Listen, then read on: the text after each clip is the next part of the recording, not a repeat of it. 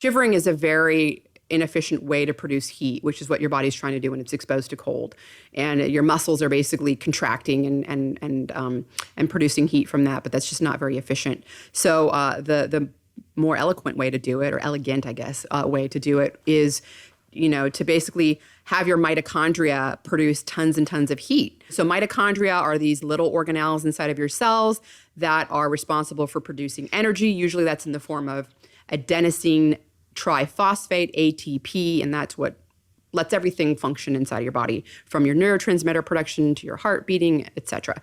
Basically, your mitochondria, they're like a little battery. So they have a double membrane, first of all, their structure, but they have a negative charge on the inside and they have a positive charge on the inner membrane. Basically, you can uncouple that charge, and so that positive charge protons start leaking out of the mitochondria, and your mitochondria freak out. So this is called uncoupling it.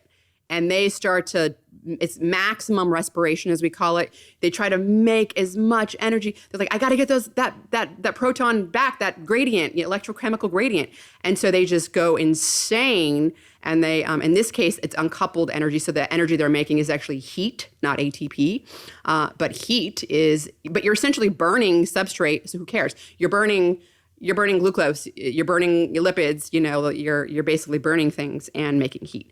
And so that's what uncoupling does. And that is a much more efficient way of producing heat than shivering. And so as you become more adapted, maybe the longer duration that you've stayed in the cold, or the more times you've done it, you'll no longer shiver anymore. You will start to then just do this uncoupling type of thermogenesis, as it's called.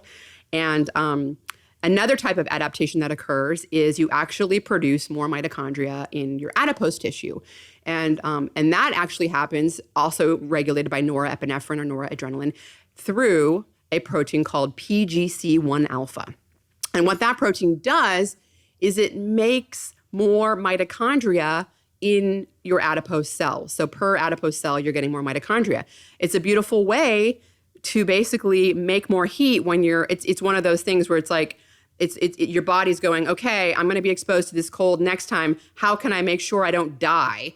Oh, I can have more mitochondria and I'm going to make more heat. And so you're making more mitochondria in your adipose tissue. And this is often referred to as like the browning of fat. And the reason for that is because if you look under a microscope at a lipid droplet, basically a fat cell, not a lipid droplet, an adipocyte, you'll find that it looks darker because there's more mitochondria in there. So it's referred to as browning fat.